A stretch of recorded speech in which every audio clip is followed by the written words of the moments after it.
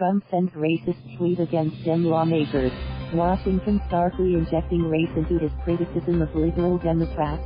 President Donald Trump said 4 congresswomen of color should go back to the broken and crime-infested countries they came from, ignoring the fact that all of the women are American citizens and 3 were born in the U.S. is a task through a searing condemnation from Democrats who labeled the remarks racist and breathtakingly divisive. Following a familiar script, Republicans remain largely silent after Trump's Sunday morning broadsides against the 4 women. But the president's nativist tweets caused Democrats to set aside their internal risks to rise up in a united chorus against the president. House Speaker Nancy Pelosi said Trump wants to make America white again. Red. Alexandria Ocasio-Cortez of New York, after jousting today with Pelosi, said Trump could conceive of an America that includes us. Trump, who has a long history of making racist remarks, was almost certainly referring to Ocasio-Cortez and her House allies in what's become known as the Squad. The others are red. Ilhan Omar of Minnesota, Ayanna Pressley of Massachusetts and Rashida Tlaib of Michigan. Only Omar, from Somalia, is foreign-born. Ocasio-Cortez swiftly denounced his remarks. Mr. President, the country I come from, and the country we all swear to, is the United States, she tweeted, adding that you rely on a frightened America for your plunder.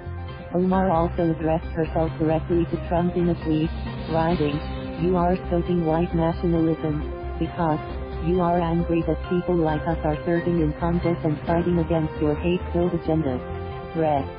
Hakeem Jeffries of New York, chairman of the House Democratic Caucus, summed up the Democratic response: racial arsonists strike again. Shut your reckless mouth. With his tweet, Trump inserted himself further into the rift between Pelosi and Ocasio-Cortez, just 2 days after he offered an unsolicited defense of the Democratic speaker. Pelosi has been seeking to minimize Ocasio-Cortez's influence in the House Democratic caucus in recent days, prompting Ocasio-Cortez to accuse Pelosi of trying to marginalize women of color. She is not a racist, Trump said of Pelosi on Friday. On Sunday, Trump's tone took a turn. So interesting to see, progressive, Democrat congresswomen, who originally came from countries whose governments are a complete and total catastrophe, the worst, most corrupt and inept anywhere in the world, if they even have a functioning government at all, now loudly and viciously telling the people of the United States, the greatest and most powerful nation on earth, how our government is to be run. He tweeted, "Why don't they go back and help fix the totally broken and crime-infested places from which they came? Then come back and show us how it is done." He added, "These places need your help badly, you can't leave fast enough." I'm sure that Nancy Pelosi would be very happy to quickly work out free travel arrangements. The attack may have been meant to widen the divide within the Democrat caucus, which has been riven by internal debate over how far left to go in countering Trump and over whether to proceed with impeachment proceedings against the president. Instead, the president's tweet, which evoked the tropes of telling black people to go back to Africa, brought Democrats together. Let's be clear about what this vile comment is: a racist and xenophobic attack on Democratic congresswomen, tweeted Senator Elizabeth Warren, a Democratic presidential candidate. Another 2020 contender, former Texas Rep. Beto O'Rourke, tweeted at the president, "This is racist. These congresswomen are every bit as American as you and represent our values better than you ever will." Few Republicans weighed in on the president's comments. Congressional leaders, including Senate Majority Leader Mitch McConnell, did not respond to requests for comment, nor did Senator Tim Scott of South Carolina, the only Republican black senator.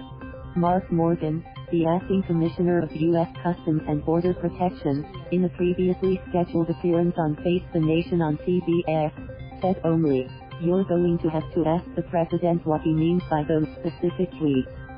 Shortly after the tweet, and a later presidential post defending the harsh scenes at a border detention facility where hundreds of migrant men are being held in sweltering, foul-smelling conditions, Trump left the White House to go golfing at his Virginia club. Trump appeared in both Sunday night when he returned to Twitter to say it was so sad to see Democrats sticking up for the women. If the Democrat Party wants to continue to condone such disgraceful behavior, he tweeted, then we look even more forward to seeing you at the ballot box in 2020. It was far from the first time that Trump has been accused of holding racist views. Repeatedly, Trump has painted arriving immigrants as an infestation, and he has been slow in condemning acts of violence committed by white supremacists.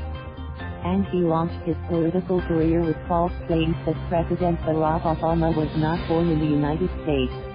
Despite his history of racist remarks, Trump has paid little penalty in his own party. Though a broad array of Republicans did speak out against his reaction to Charlottesville, they have largely held their thumbs otherwise, whether it be on matter of race, or any other Trump provocation. Fearful of his Twitter account and sweeping popularity among Republican voters, GOP lawmakers have largely tried to ignore the provocative statements. Senator Kamala Harris, a Democratic presidential hopeful from California, tweeted, "Let's call the president's racist attack exactly what it is, un-American."